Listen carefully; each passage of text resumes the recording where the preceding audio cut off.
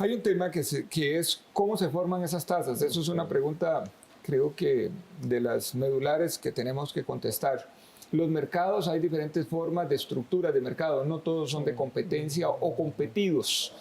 Entonces, cuando algunos agentes en el mercado tienen mucho poder de mercado, pueden imponer las condiciones al resto de la sociedad y pueden que los mercados, como el mercado financiero, que no es un mercado competido, sino que es oligopólico, entonces las tasas que estamos generando en Costa Rica, dada la inflación y dadas las condiciones de estabilidad, etcétera, nosotros podríamos decirle que comparados con otros países del mundo estamos pagando tasas de interés muy altas. El margen de intermediación que explicaba ahora don Eric Jara nos señala que Costa Rica tiene uno de los márgenes más altos. Pero hay otra cosa, es la información que fluye hacia el consumidor y el conocimiento asimétrico. Mucha gente por ignorancia o por necesidad, los que sí tienen el conocimiento los sobreendeudan a tasas de interés altas y terminan en un nivel de vida inferior al que podrían tener si tuvieran finanzas sanas. Entonces aquí hay que tener mucho cuidado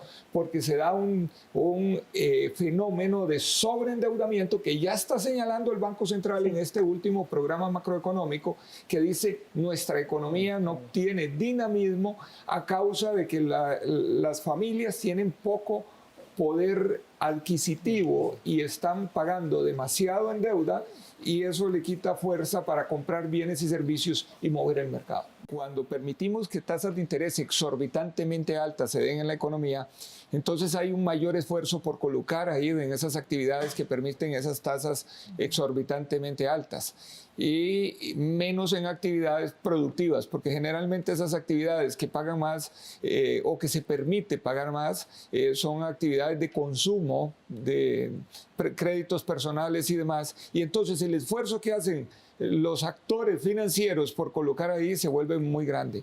Pero además, solo para poner un ejemplo, una tasa del 52% que es normal en este país, no normal en el mundo, aquí nada más, de que la paguen muchas familias, significa que por 1 millón de colones terminan pagando en un año por lo menos 520,000 colones de intereses. Imagínate. Si la tasa fuera del 10, que es una tasa de un mercado como Estados Unidos o de otros, apenas pagaría 100,000 colones. O sea, se ahorraría 420,000 colones en un año un consumidor que esté endeudado en 1 millón de colones.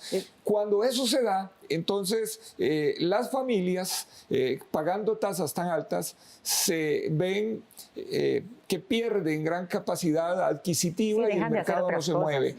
Y por el otro lado, el esfuerzo entonces por colocar, como decían, las actividades que dan más rentabilidad y entonces actividades productivas también se ven mermadas en la cantidad de recursos que tienen porque nuestro mercado es pequeño. Hay un proyecto, el proyecto de ley de la Asamblea Legislativa de tasas de interés máxima. Lo que se fija es en las tasas de interés de toda la economía. Entonces ahí entran casas de empeño, entran almacenes de electrodomésticos, entran el agiotista del barrio, todo el mundo, porque lo que tenemos es que defender a todos los costarricenses del abuso en las tasas de interés, que muchas veces, y repito, por ignorancia o por necesidad, él tiene que acceder a un crédito de ese tipo. Pero también el otro asunto es que el mundo entero tiene reglamentado cuáles son esas tasas máximas para defender a sus ciudadanos.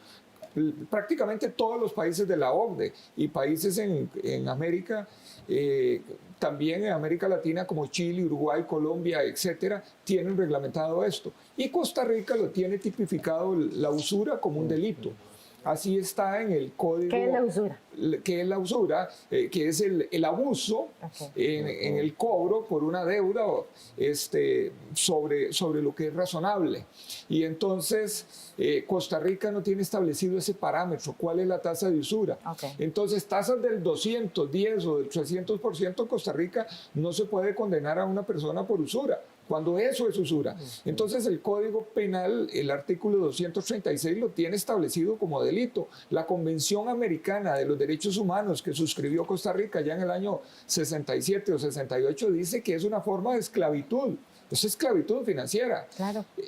porque dice que es una forma de explotación del hombre por el hombre. La ley de defensa del consumidor, la 74-72, establece la usura cuando es sobre todos los costarricenses, dice que se dupliquen las penas que están en el Código Penal, pero en los últimos 10 años no se ha condenado a nadie por usura en Costa Rica porque no tenemos un parámetro. Y entonces se volvió esto un flagelo contra principalmente los más humildes. El proyecto es para regular la tasa de interés máxima que se pueda cobrar en Costa Rica, independientemente de quién sea el prestamista o el deudor. Es una tasa para toda la economía, porque si dejamos un portillo abierto ya por ahí se va a ir el crédito a tasa de usura. Claro.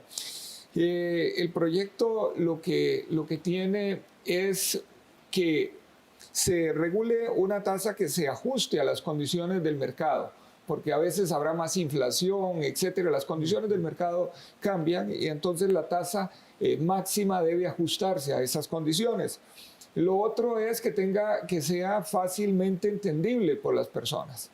Hoy en día, Colombia, la tasa máxima es 30, Uruguay tiene 32, Corea tiene 24, España tiene 18. Entonces, para que tengamos una idea, esas son las tasas máximas que se pueden pagar en esos países. En ninguno de ellos se ve, ni en ningún país de la OCDE, ni en Estados Unidos, ni en ninguno se ve que haya desbancarización, al contrario. Aquí lo que queremos es hacer una economía más dinámica para que ganen todos, ganen los entes financieros, ganen todos, pero ganen dentro de un margen que también tengamos la defensa del consumidor de frente y no lo dejemos que se sobreendeude a tasas de interés exorbitantes que lo hacen caer en esclavitud financiera. Y si hay otras naciones que tienen vasta experiencia en este tipo de regulación, ¿por qué en Costa Rica no ha sido posible? Mira, es un tema de ideología. De pronto aquí comenzó con una cosa que dijeron que el mercado era algo perfecto. Y eso es mentira. El mercado tiene fallas. Y si algo estudiamos en economía es que hay mercados monopólicos, oligopólicos, monoxónicos, de muchísimas maneras de organizarse y que todos ellos hay que intervenirlos de manera distinta para que no afecten al consumidor del bien que transa ese mercado. Y de pronto ideológicamente se dijo, no, los mercados son de competencia, entonces nadie se meta a regularlos. Y este es uno de esos casos, y es uno de los casos que está impactando en concentración del ingreso, en que esta economía no crezca a tasas de interés, a tasas de crecimiento importantes, y que está metiendo a muchos consumidores en problemas. Pero más aún, termino con esto, hoy en día hay una gran desbancarización producto de las tasas de usura. Tasas elevadísimas hacen que un consumidor caiga muchas veces en deuda, ya queda manchado en la central de información crediticia y ya no es sujeto de crédito para nada en un banco. Ojo que si tiene una demanda judicial también los recursos que ponga se los quitan porque se los embargan. Entonces queda desbancarizado. Por el otro lado hay sistemas de información en el sector informal o comercial como Datum y otros programas así, que le informan de todo, hasta si tiene un recibo pendiente. Y entonces también los que quedan manchados ahí ya no son objeto de ningún préstamo. Y entonces hay personas pagando alquileres altísimos que tienen capacidad para comprar una vivienda, pero que no son sujetos de crédito porque estuvieron manchados o están manchados todavía en el sistema. Esto más bien hace desbancarización. Desbancarización es tener los servicios del sistema financiero, no acceder a préstamo a tasas de usura.